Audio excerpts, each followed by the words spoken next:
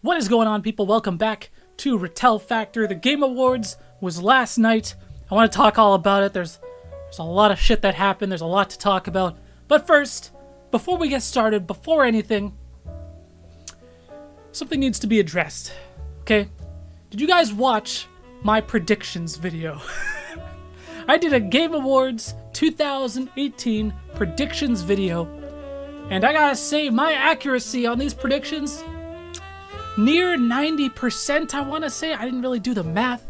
I didn't do the calculations. But, okay, at the very top I said God of War is going to win Game of the Year, with Red Dead Redemption 2 taking tons of technical categories. And what happened? God of War won, and Red Dead 2 took a bunch of the technical categories.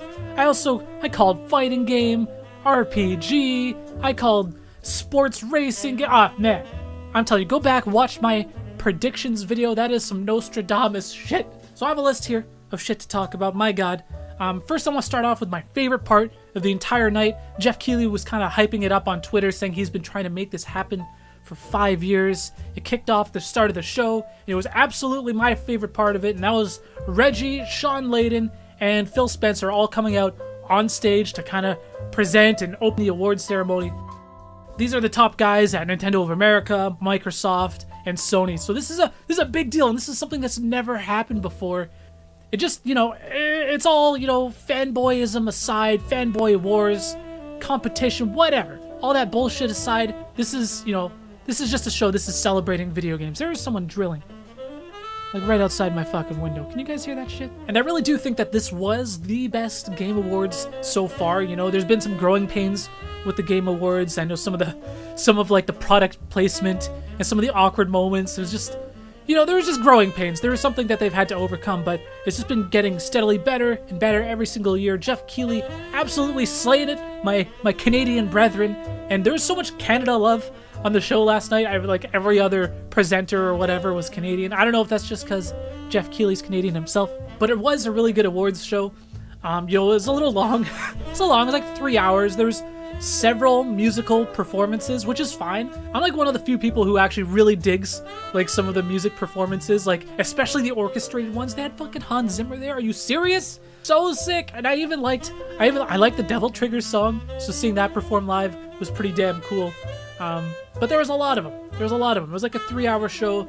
And like a pre-show. There's like a pre-show as well with Jeff Keighley hosting that. So there was a little bit of bloat. This was like 3.5 hours of just fucking Game Awards. It was pretty crazy. There was so much time dedicated to musical performances that, like, by the time they got like to some of the smaller like awards, he even announced some in the pre-show. He'll just like Jeff Keighley just runs through like 3 of them at a time. And I was like, holy shit, these people don't even get to go up and like accept the award and give a speech or anything like that. Only for like the major awards do they let that happen, which is kind of crazy because it's a 3-hour show.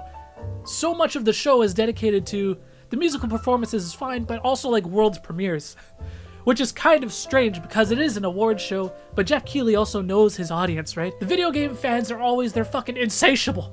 Only in video games will you have an award show where most of it is dedicated to games that haven't come out yet. It doesn't make any sense, but that's the video game culture, man. Anyways, speaking of the announcements, let's go through these real quick. There were some good ones. Jeff Keighley was hyping this shit up, and he may have hyped it up just a little bit too much, but there was some really, really cool shit. I certainly did not walk away disappointed. It started off with the big kind of like what the fuck announcement. You see the Nintendo Switch logo, ooh, world premiere. You see the Marvel logo, and it's like, what? What the fuck is happening? And then I saw the gameplay. I saw the visuals. It looked a little rough, but you know, the game's still early. It was a sequel to this motherfucking gem. I am such a fan of the Ultimate Alliance games, and as I was watching it, I'm just like, oh, Ultimate Alliance? Did they not forget about Ultimate Alliance? I fucking love Ultimate Alliance. I have so many memories of playing Ultimate Alliance 1 and 2 with some of my idiot friends back in the day, and we played the shit out of it. Such a dumb, fun, like Diablo-like dungeon kind of just hack and slash RPG, action RPG, and I really like these games, and I'm excited to play it again on Switch. And with Ultimate Alliance 3, you know, I'm glad it's not Obviously, it's majorly inspired by Avengers, but they still added like Wolverine in there, and you got like Sandman as one of the villains, and they just like, you know what, this is a Marvel game still. This is like one of the biggest mistakes that Marvel vs. Capcom Infinite had, is just completely tunnel visioned on the Avengers and kind of the MCU and those characters. They ignored pretty much the entire rest of the Marvel pantheon, and it's just like, that's a huge mistake, because Marvel's got so many awesome characters to choose from. Next thing I want to talk about is, the new trailer from the brand new Obsidian game that they just announced, the world premiere last night. It was called The Outer Worlds. And as soon as I saw this, I'm just like, oh shit, Fallout 76, Fallout, you're out! The Outer Worlds. It was stealing kind of Fallout's thunder this year, because the game looks awesome. It's like, it looks very much like Fallout, but with a much bigger emphasis, not on post-apocalyptic, but on like kind of space age and almost like retro, like 50s, 60s kind of retro space age, which is a lot of that, like kind of that imagery, and it's really, really cool. It's a really cool, unique look and setting to the game. I can't wait to play it. Fallout New Vegas, one of my favorite fucking Fallout games, so I totally believe in Obsidian. And you know, Microsoft just acquired Obsidian, but it's also important to note, this game is not exclusive to the Xbox One, so this will be coming to other platforms as well. So shoutouts to Obsidian and the Outer Worlds, because it's looking real good so far. CTR is back! Who the hell saw this coming? Everybody, because they fucking leaked it on Twitter. Well, they didn't leak it, because they like announced it, they kind of hinted at it. I don't like that the companies do this now. They also do this at E3, where they'll kind of give you like a hint of what's coming on Twitter or some shit ahead of time. It's like, come on, just save the announcement for the show. But Crash Team Racing, that's really, really cool. That's a huge like fan favorite. A lot of people are like, okay, the best kart racers, it's like Mario Kart, Diddy Kong Racing, and Crash Team Racing. These are like the trifecta of the best kart racing games out there. I mean, rest in peace, I don't think we'll get another Diddy Kong Racing ever again. So at least Crash Team Racing is coming back, and it looks like a straight up remake of the PS1 original. I hope it's a little bit more than that, because as awesome as that game is, I mean, just in terms of sheer amount of content, I mean, Mario Kart would blow it out of the water. So I think they need to kind of step up their game and add some new tracks, add some new characters.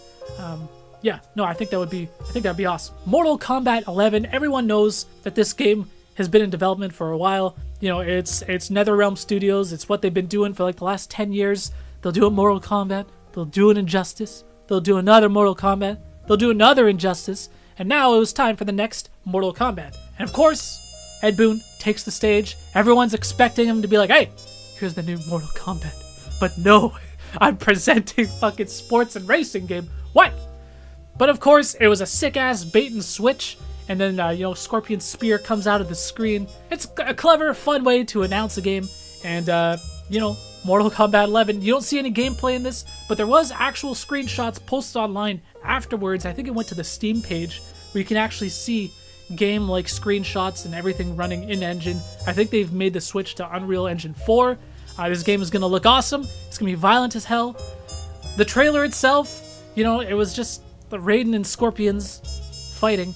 It hints at a little bit of time travel there, because the place that they're fighting on is like, that's a stage straight out of Mortal Kombat 1, and then they kind of hinted at with the hourglass and the sand kind of at the very end there. I've never seen that character before, but they're hinting at time travel, and I urge you guys to go and watch the fucking trailer on YouTube, because then they also added Shao Kahn at the very end, kind of sitting in his throne, and he was announced as kind of like a pre-order bonus character.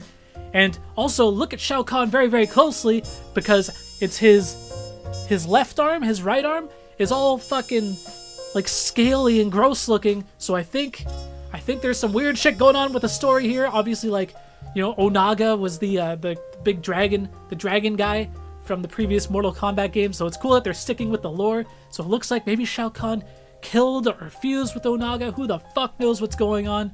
And then the other biggest, most important thing to get out of the YouTube trailer is at the very bottom, it shows the platforms that this game is coming to. Motherfucking Switch. What? Mortal Kombat 11 is coming to Switch. It's gonna be fucking insane. Can you imagine? Near the end of the show, we got the surprise, like, tease announcement that Joker from Persona 5 is going to be the first DLC character added to Super Smash Bros. Ultimate, which nobody saw coming, caught everybody by surprise, including myself, and Twitter was blowing up, and I think this is awesome. This is such a sick fit, and some people complain that, like, you know, Smash should be about celebrating Nintendo's history, etc., etc., but Reggie even called it there at the show. This is the biggest crossover piece of entertainment ever made, and it's not just restricted to Nintendo. This is just a huge video game crossover, and I think Joker is a fantastic addition to the roster. And damn, so the first DLC character that they announced is a third-party character. Now the speculation begins on who's gonna fill those remaining slots. That's half the fun, so it's gonna be crazy. Anyways, I'm not gonna talk about everything that was at the show because there was just so much, and I'd be here fucking forever. I'd be here for 3.5 hours, just like the Game Awards itself. Oh man, Devil May Cry 5. There's like a playable demo I need to check out that came out today. But anyways, let me know what you guys thought of the Game Awards this year. I thought it was fantastic. I give this year, like, this was like an 8.5 out of 10. I don't know how much, like, obviously there's a little bit room for improvement, maybe cut some of the bloat. But Jeff Keighley absolutely slaying it. And now it's really kind of cemented itself as one of the biggest events in gaming in the entire year. And I can't wait for 2019. Anyways, thank you so much for watching. Peace out.